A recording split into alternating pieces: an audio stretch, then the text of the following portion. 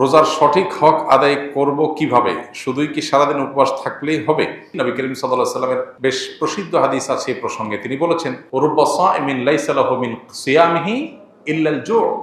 বহু রোজাদার আছে যাদের রোজার থেকে উপোস থাকা ছাড়া আর কিছু হয় না। রোজা থেকে সিয়াম পালন করে তাদের প্রাপ্তি, তাদের ঝুলিতে, তাদের ভান্ডে থাকে শুধুমাত্র উপোস থাকা, এছাড়া আর কিছু তারা পায় না। কত দুর্ভাগ্যের কথা! কষ্ট করে রোজা রাখলাম, কিন্তু উপোস থাকাই হলো, আল্লাহর কাছে কোনো কিছু গেল না।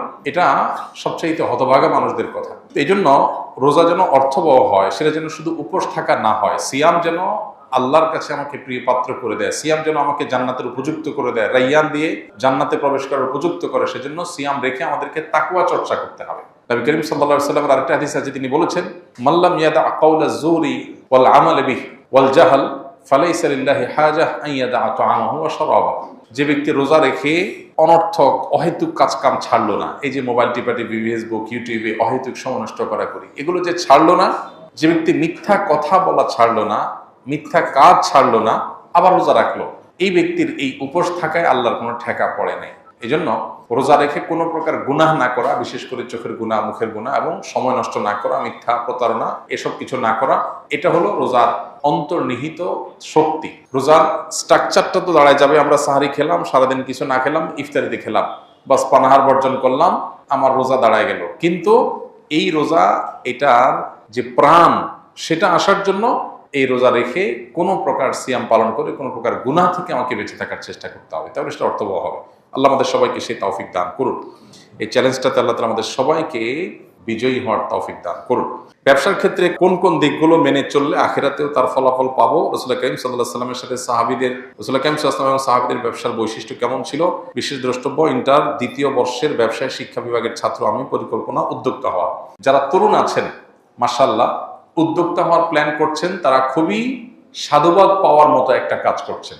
উদ্যোক্তা হওয়ার পরিকল্পনা করেন। ইহুদিরা উদ্যোক্তা সবাই, তারা গোটা দুনিয়া কন্ট্রোল করছে। পৃথিবী পলিটিশিয়ানরা কন্ট্রোল করে না, পৃথিবী এন্টারপ্রেনাররা কন্ট্রোল করে। পৃথিবীর রাজনীতিবিদদের হাতে নাই, পৃথিবী যতটা হাতে আছে কাদের? উদ্যোক্তাদের, ব্যবসায়ীদের। এই জন্য মুসলমান তরুণ ব্যবসা করবার, উদ্যোক্তা হয়ে ওঠার মানসিকতা লালন করতে হবে। ব্যবসা অবশ্য এক জিনিস, উদ্যোক্তা আরেক জিনিস। সৃষ্টিশীল কোনো কাজ, কোনো সম্ভাবনার নতুন দুয়ার খোলা, কোনো সংকট দূর করার কোনো উদ্যোগ গ্রহণ করা, এটাই তো উদ্যোক্তা হওয়া। অতএব এটা প্রশংসনীয়, কিন্তু উদ্যোক্তা হতে গেলে এই পথটা মসৃণ না। ধরা খাওয়ার আশঙ্কা থাকে, লুজার হওয়ার আশঙ্কা থাকে, চাপ তৈরি হয়। আর বিশেষ করে আমাদের মতো দুর্নীতি এবং অনিয়মে ভরা সমাজে যদি কেউ উদ্যোক্তা হতে চায়, সে সৎ পথে উদ্যোক্তা হওয়া তার জন্য কঠিন। একই কাজ অন্যরা করবে 2 নম্বর পথে, সেটা তাদের জন্য অনেক ইজি হবে। আপনি করবেন সঠিক পথে, আপনার জন্য কঠিন হবে। এগুলো মাথায় রাখতে হবে। এই জন্য ট্রেনিং এর কোনো বিকল্প নেই। আপনি এন্টারপ্রেনারশিপের জন্য ভালো ভালো ট্রেনিং আছে, সেগুলো আপনাকে করতে হবে, প্রশিক্ষণ নিতে হবে, শিখতে হবে, অভিজ্ঞতাদের কাছে যেতে হবে। আমরা সুন্নাহ ফাউন্ডেশন থেকে একবার সম্ভবত 2022 সালে বা 21 সালে আমরা উদ্যোক্তা সম্মাননা করেছিলাম। সারা দেশ থেকে অনেকগুলো উদ্যোগকে বেছে নিয়ে যারা দিন পালন করে আবার উদ্যোক্তা হয়ে ওঠার চেষ্টা করছেন, তাদেরকে আমরা অ্যাওয়ার্ড দিয়েছিলাম। আলহামদুলিল্লাহ, আরো অনেকে এটা নিয়ে কাজ করছেন। অতএব যারা এগুলো নিয়ে কাজ করছেন, তাদের সাথে লিঙ্ক হয়ে, তাদের সাথে যোগাযোগ করে, বুঝে শুনে তারপরে পা ফেলেন। উদ্যোক্তা হতে গিয়ে ধরা খেয়ে এরপরে পিছনে আসবেন না। একটাই জিনিস, আমানতদারিতা এবং সততার সাথে ব্যবসা করা। আত-তাজিরুস সাদুক মা'আন নাবিয়্যিন ওয়াস সিদ্দিকিন ওয়াশ শুহাদা। যে সমস্ত ব্যবসায়ীরা ব্যবসা করতে গিয়ে সততা এবং আমানতদারিতা, এই দুটো জিনিস মেনটেন করে, আমার দ্বারা কারোর হক নষ্ট হবে না, এটা লক্ষ্য করে যদি কেউ ব্যবসা করে, ইনশাআল্লাহ বিদিনিল্লাহ, সত্য কথা বলে ব্যবসা করে, প্রতারণা না করে, চিটারি বাটপারি না করে, তাহলে সে নবীদের সাথে কিয়ামতের ময়দানে উঠবে ইনশাআল্লাহ। সাহাবা ইকরাম এবং নবী সাল্লাল্লাহু আলাইহি ওয়াসাল্লামের ব্যবসার মূল বিষয় ছিল এটা, সততা এবং আমানতদারিতা। সত্যবাদিতা এবং আমানতদারিতা, যেটা হারিয়ে গেছে। এটা করতে গেলে হয়তো অনেক পয়সা হবে না, কিন্তু আপনার ব্যবসাটা ইনশাআল্লাহ বিদিনিল্লাহ দুনিয়া এবং আখিরাতের নাজাতের কারণ হবে, বারাকাল্লাহের কারণ হবে ইনশাআল্লাহ। বাবা তার একমাত্র কন্যাকে জীবদ্দশায় সব সম্পদ লিখে দিতে চাইলে ইসলাম শরীয়তের দৃষ্টিকোণ থেকে কোনো বিধিনিষেধ আছে কিনা? খুবই গুরুত্বপূর্ণ একটি প্রশ্ন। আমাদের সমাজে যাদের একটি বা দুটি মেয়ে, কোনো ছেলে সন্তান নাই, সে সমস্ত বাবারা বেশিরভাগ ক্ষেত্রেই এই ধরনের কিছু একটা করে যেতে চান, যে আমার সম্পদ যেহেতু আছে, এই সম্পদ মেয়েকে সব লিখে দিয়ে যায়। কারণ কেন লিখে দিয়ে যেতে চান? কারণ বাবার মৃত্যুর পর মেয়েরা সম্পদ পাবে নির্দিষ্ট হারে। অবশিষ্ট সম্পদ দেখা যায় যিনি মারা গেছেন, তার ভাই বোন, তার ভাতিজা, যাদেরকে ফারায়েজের ভাষায় আসাবা বলা হয়, অর্থাৎ কোরআন এবং হাদিসে যাদের জন্য নির্দিষ্ট হিস্সা ঠিক করা আছে, এদের ছাড়া যারা আছে তাদেরকে আসাবা বলা হয়। এই আসাবারা পেয়ে যাবে। আত্মীয়র একটা বিশেষ ক্যাটাগরিকে আসাবা বলা হয়। কোনো মানুষের মৃত্যুর পর এটা শুধুমাত্র যারা কন্যার বাবা তাদের জন্য না, সবার জন্য প্রযোজ্য। তাদের সম্পদ, পরিত্যক্ত সম্পদ যা তারা রেখে দুনিয়া থেকে যাবেন, সেই সম্পদের নির্দিষ্ট হারে যার যার হিস্সা আছে সেটা দেওয়ার পর যদি কিছু থেকে যায়, এটা আসাবাদের মধ্যে বন্টন হবে। এটাই হলো আল্লাহর নির্দেশনা। এখন যাদের একটা, দুইটা, তিনটা কন্যা সন্তান আছে, কোনো ছেলে সন্তান নাই, তারা বেশিরভাগ ক্ষেত্রেই এই আশঙ্কা করেন যে কন্যা সন্তানের জন্য নির্দিষ্ট হিস্সা আল্লাহ ঠিক করে দিয়েছে, সেটা আমি দিলাম, আমার মৃত্যুর পর সেটা সে পেল, কিন্তু বাকিটা তো আসাবারা পেয়ে যাবে। তো আসাবারা যেন না পায় সেজন্য সবটুকুই জীবদ্দশায় মেয়েকে দিয়ে যেতে চান। এটা জায়েজ আছে কিনা এ সম্পর্কে প্রথম কথা হলো, আল্লাহ রাব্বুল আলামিন কোরআনে হাকিমে সম্পদ বন্টনের যে হার ঠিক করে দিয়েছেন, এটাকে আল্লাহ তাআলা আল্লাহর ভাষায় বলেছেন হুদুদুল্লাহ। আল্লাহ পরিষ্কারভাবে বলেছেন যে তিলকা হুদুদুল্লাহ। এই যে বন্টন নামা দেয়া হলো, এই এতটুকু পাবে, অতটুকু পাবে, এটা কার সীমানা? আল্লাহর সীমানা। আল্লাহর সীমানা লঙ্ঘন করা এটা জঘন্য এবং ভয়াবহতম অপরাধ। আল্লাহ রাব্বুল আলামিন মৃত ব্যক্তির পরিত্যক্ত সম্পদে যাকে যা দিতে বলেছেন তাকে তা দেওয়া, এটা আল্লাহর নির্দেশ। আল্লাহ বলেছেন ফরিদাতুম মিনাল্লাহ, এটা আল্লাহর নির্ধারণ। এটা কে ফিক্স করেছেন? আল্লাহ করেছেন। আল্লাহ তাআলা পরিষ্কার ভাবে বলেছেন এটা আল্লাহর নির্ধারণ, এটা আল্লাহর সীমানা, অতএব এগুলো ক্রস করা যাবে না। মুশকিল হলো আমরা বেশিরভাগ মানুষ, আমরা আমাদের আপন বলতে বুঝি নিজের স্ত্রী, ছেলে মেয়েকে। খুব বেশি হলে বাপ মাকে আমরা হয়তো কাউন্ট করি। বেশিরভাগ মানুষই আমাদের গণ্ডিটা সীমাবদ্ধ হলো স্ত্রী এবং ছেলে মেয়ের মধ্যে। পরিবার বলতে এটুকু বুঝি। আমরা হয়তো সাময়িক বিভিন্ন পরিবেশ পরিস্থিতিতে বিভিন্নভাবে প্রভাবিত হই। কিয়ামত পর্যন্ত আগত সকল সমাজের সকল মানুষের জন্য আল্লাহর বিধান প্রযোজ্য এবং ইনসাফপূর্ণ এবং সবচেয়ে ন্যায্য। আমরা মনে করি যে আমার জীবদ্দশায় সব মেয়েকে বা ছেলেকে বা যাকে আমি মনে করি আপন, তাকে দিয়ে গেলে বোধহয় কল্যাণ হবে। বহু বাবা আছেন সকল সম্পদ বিশেষ ছেলের নাম বিশেষ মেয়ের নামে লিখে দিয়েছেন, কিন্তু জীবদ্দশাতে দেখে গেছে যে ওই ছেলে মেয়ের হাতে বেজ্জত হয়েছে। কারণ সম্পদ পাওয়ার পর তারা চোখ উল্টায় ফেলছে। কেন আল্লাহ তাআলা নির্ধারণ করে দিয়েছেন, কেন আল্লাহ তাআলা জীবদ্দশায় সবাই দিয়ে যাওয়ার পরে উৎসাহ দেন নাই, এই জিনিসটা তখন হয়তো আমাদের বুঝে আসে। হ্যাঁ, হয়তো মানে হাজারে 2-4-10টা কেস হয়, কিন্তু হয়।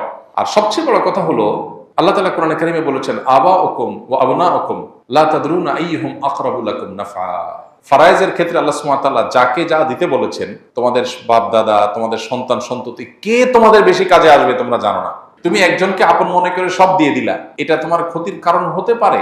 আল্লাহ যাকে যা দিতে বলেছে তাকে তা দাও, তোমার বুঝে না আসলেও দাও, তোমার মনে না চাইলেও দাও, এতে তুমি আল্লাহর কাছে রিওয়ার্ড পাবে। আর মনে রাখবে তোমার জন্য আল্লাহর নির্ধারণটা তোমার নির্ধারণের চাইতে বেশি গুরুত্বপূর্ণ এবং বেশি উত্তম। আল্লাহর চাইতে বেস্ট বা বেটার, সর্বোচ্চ পরিকল্পনাকারী, সবচেয়ে উত্তম পরিকল্পনাকারী আর কেউ নাই। এজন্য সম্পদ আমার যা আছে সেগুলো সব আমি আমার ছেলে মেয়েকে দিয়ে দিচ্ছি, আর কেউ যেন না পায়। এটা আমরা আমাদের মতো করে আমাদের জগৎটাকে ভাবি। পৃথিবীতে আমার টিকে থাকা, আমার বেঁচে থাকা, আমার জীবদ্দশায়, আমার মৃত্যুর পর আমার কল্যাণকামিতার জায়গা শুধু ছেলে মেয়েই করবে তা না। এরকম বহু মানুষ আছে যে তারা ছেলে মেয়ে না, দেখা যায় জামাই অনেক কদর করে। অনেকে আছে ছেলেকে সব দিয়ে যায়, মেয়েদেরকে দিতে চায় না, পরের বাসায় চলে যাবে। এই জন্য দেখা যায় যে শেষ পর্যন্ত জামাই এবং মেয়ে তারাই তার সবচেয়ে বেশি কেয়ার করে। অহরহ এই ধরনের কেস আপনি খুঁজে পাবেন প্রিয় ভাইরা আমার। এই জন্য আমাদের গণ্ডিটা শুধুমাত্র আমাদের সন্তানদের মধ্যে সীমাবদ্ধ, এটা আমাদের দৃষ্টিভঙ্গির সংকীর্ণতার কারণে হয়। ইসলাম আমাদেরকে এত সংকীর্ণ জীবন দেখতে বলেনি। আমরা বেঁচে থাকার জন্য শুধু আমাদের সন্তান ছেলে মেয়ে যথেষ্ট না, একটা সমাজের অনেক মানুষের প্রতি আমাদের দায় আছে, অনেক মানুষের অবদান আছে, প্রত্যক্ষ পরোক্ষ বিভিন্নভাবে। এই জন্য আমার সকল সম্পদ শুধু আমার ছেলে মেয়েই পাবে আর কেউ পাবে না, এটা অতি স্বার্থপরতার চিন্তার জায়গা থেকে হয়। আর মনে রাখা দরকার, সন্তানকে সম্পদ দিয়ে গিয়ে ধনী বানানো যায় না। আল্লাহ তাআলা যদি ধনী না বানান, আপনি সকল সম্পদ দেওয়ার পরে ওটা ফকির হয়ে যাবে। আল্লাহ যাকে যা দিতে বলেছেন, ইমানদার হয়ে থাকলে আল্লাহর নির্ধারণ করে আস্থা রাখেন, ইয়াকিন রাখেন। হ্যাঁ, আপনি আপনার জীবদ্দশার সন্তানকে অবশ্যই দান করতে পারেন। বাবা তার সন্তানকে হেবা করতে পারে। আপনার 2টা বা 3টা সন্তান হয়েছে, আপনি তাদেরকে সম্পদের থেকে যা খুশি তা দিতে পারেন, কিন্তু যা দিবেন সমান হারে দিবেন। যে কয়জন আছে দেন, কিন্তু সব দিয়ে যাবেন, একটুও রেখে যাবেন না। কেন? কারণ রেখে গেলে অন্যরা ভাগ পাবে, সেজন্য। তাহলে অন্যকে বঞ্চিত করার জন্য সন্তানকে দিয়ে বড়লোক করে দিতে চাইছেন, এই বড়লোকই তার কাজে আসবে না বা এই বড়লোকই টিকবে না। এই জন্য এই অ্যাপ্রোচ বা এই উদ্যোগটা প্রশংসনীয় কোনো উদ্যোগ নয়। হ্যাঁ, আপনার যদি মনে হয় আমার মৃত্যুর পর আমার মেয়ে বিপদে পড়তে পারে, অন্যরা তাকে না দিতে পারে, তাহলে আপনি তাকে পর্যাপ্ত দেন, কিন্তু কিছু রাখেন যে মৃত্যুর পর সেগুলো যেন বন্টন অন্তত হতে পারে। কিছুই রাখবেন না, এটা আপনার নিজের জন্য ক্ষতিকর, আর এটা শরিয়ার নির্দেশনাও না। আল্লাহ তাআলা কোরআনে কারিমে বলেছেন, ফাইন কুননা নিসাআন ফাওকা ইসনাতাইনি ফালাহুন্না সুলুসা মা তারাক ওয়া ইন কানাত ওয়াহিদা ফালাহান নিসফ। দুই বা দুইয়ের অধিক কন্যা সন্তান যদি কারোর থাকে, তাহলে তার মৃত্যুর পর তার সম্পদে যদি কোনো ছেলে না থাকে, শুধু কন্যাই থাকে দুই বা দুইয়ের অধিক, তাহলে তারা পাবে টোটাল সম্পদের 2/3, 3/2 আর যদি একটি কন্যা সন্তান থাকে তাহলে টোটাল সম্পদের 50%, হাফ, অর্ধেক পেয়ে যাবে। আর বাকিটা আসাবা হিসাবে যারা যারা আছে সবার মধ্যে বন্টন হবে। অতএব আপনার যদি মনে হয় যে না, জীবদ্দশায় আমার বেশ কিছু দিয়ে যাওয়া উচিত, তার তেমন কিছু নাই, আপনি দেন, কিন্তু কিছু রাখেন অন্তত বন্টনের জন্য। অন্যদেরকে বঞ্চিত করে ফেলে সন্তানকে ধনী বানানোর চিন্তা প্রশংসনীয় চিন্তা নয়।